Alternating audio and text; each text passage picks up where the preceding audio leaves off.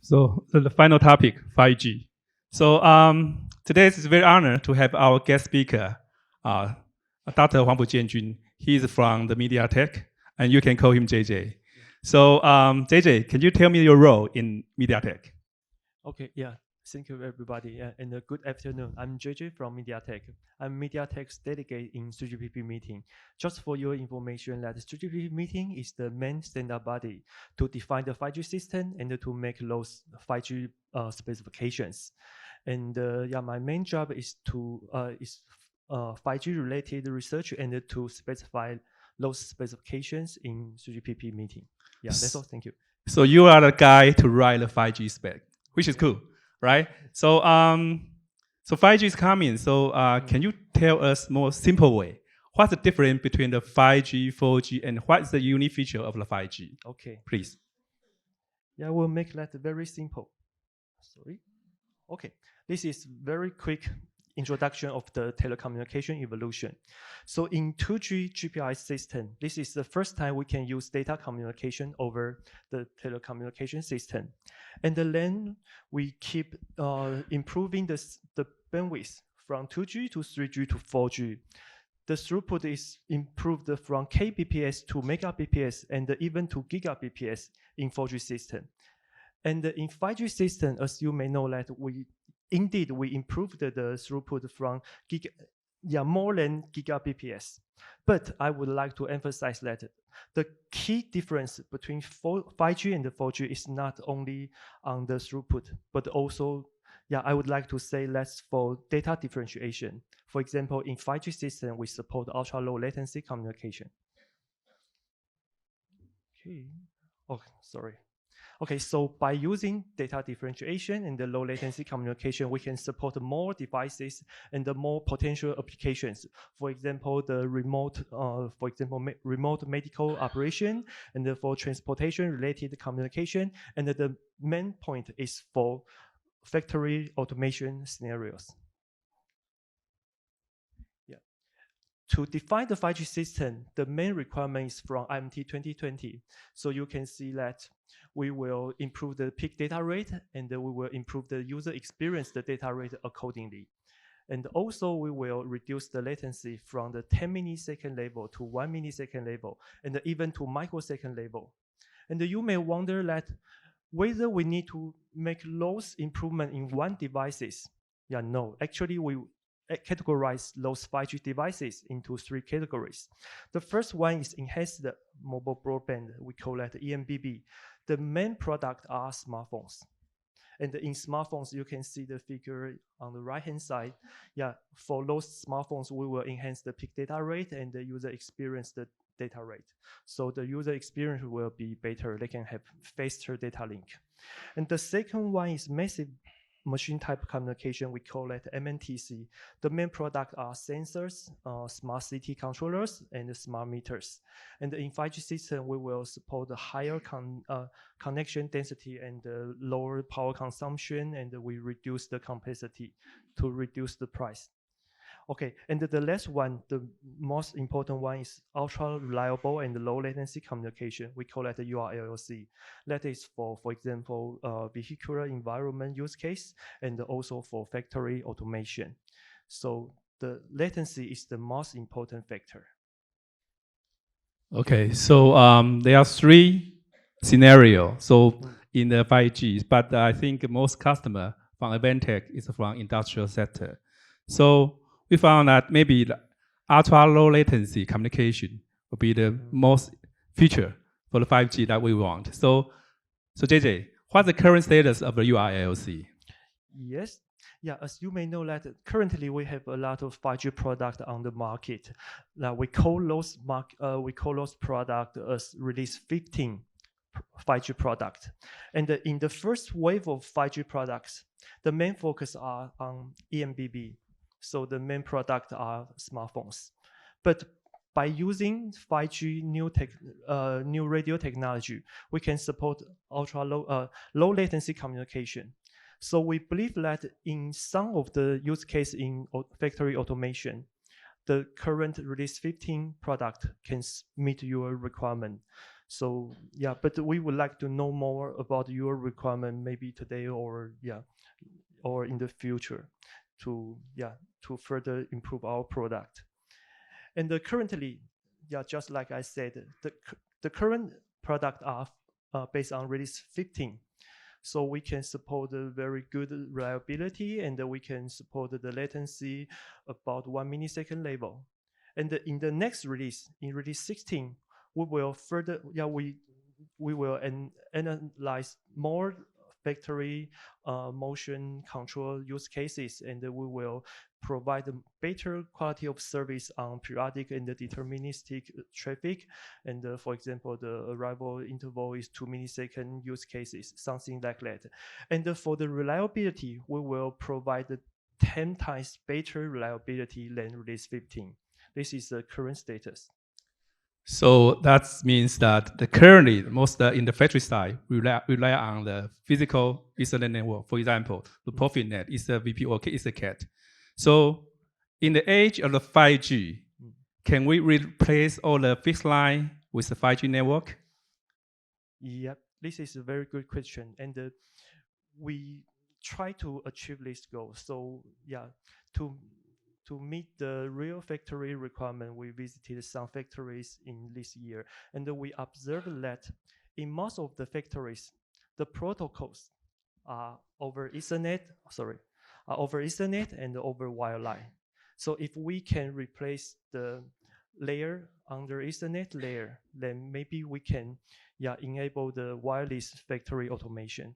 So let's take ProfitNet as an example. So there are basically 3 requirement level: non-real-time, real-time, and isochronous real-time.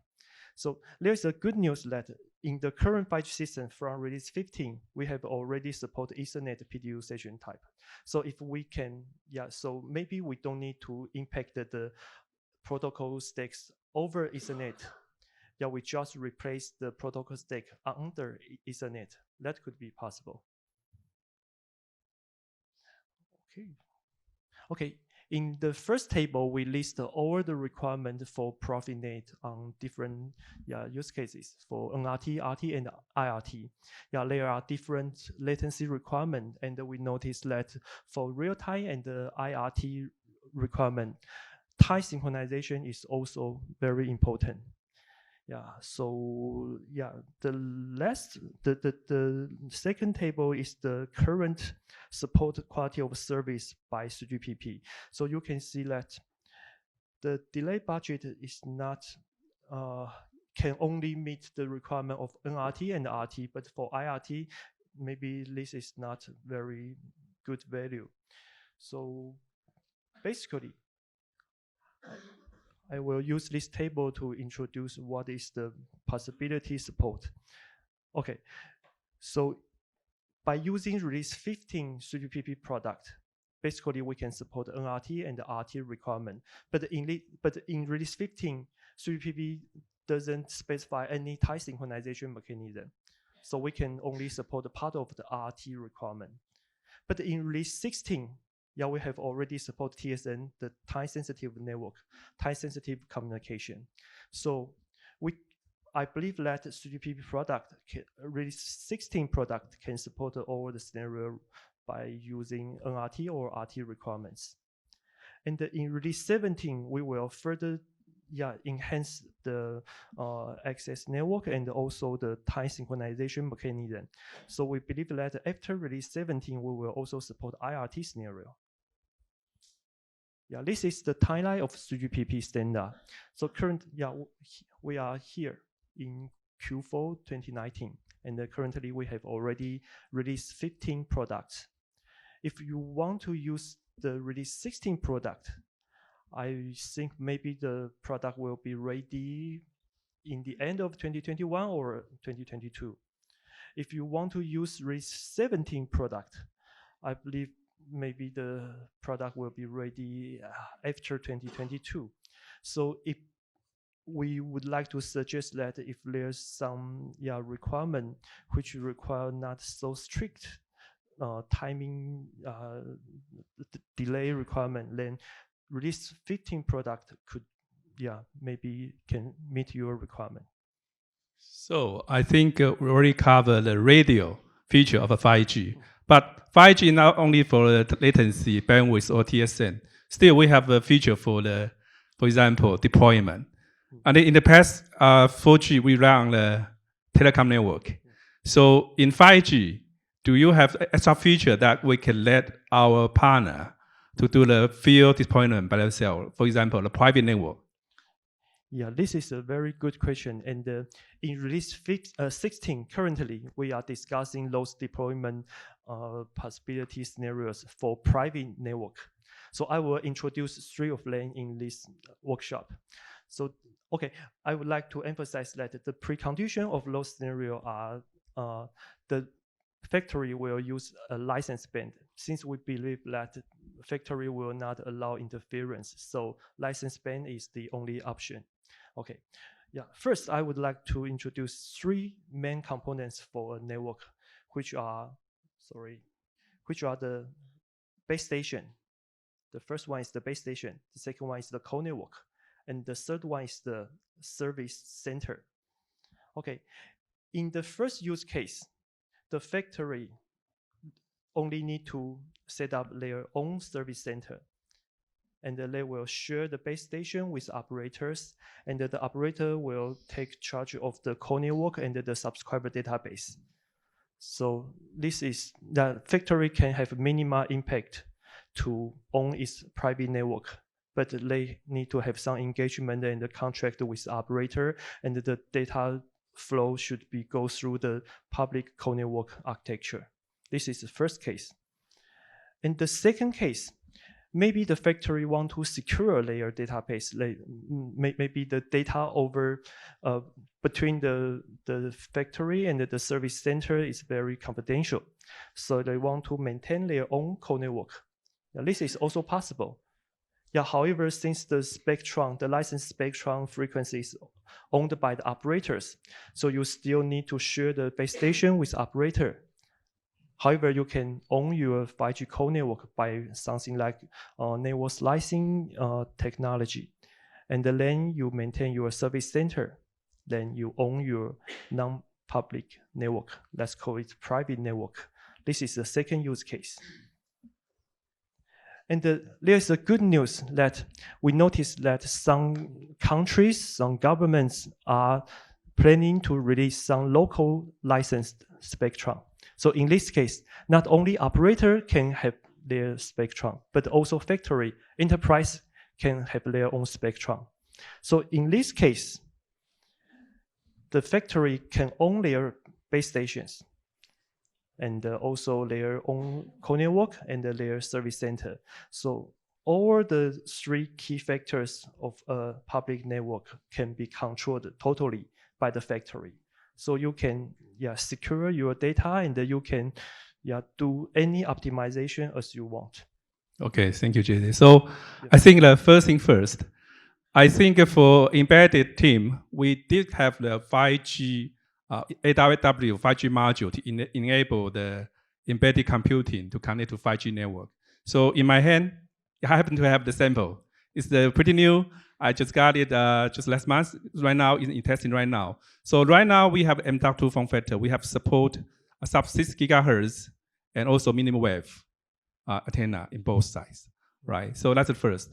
But if you want to have the private network, we also have the product plan to engage with the some partner to come out the private 5G wireless edge, according also with the wireless part device on to help you to do the 5G deployment in your field.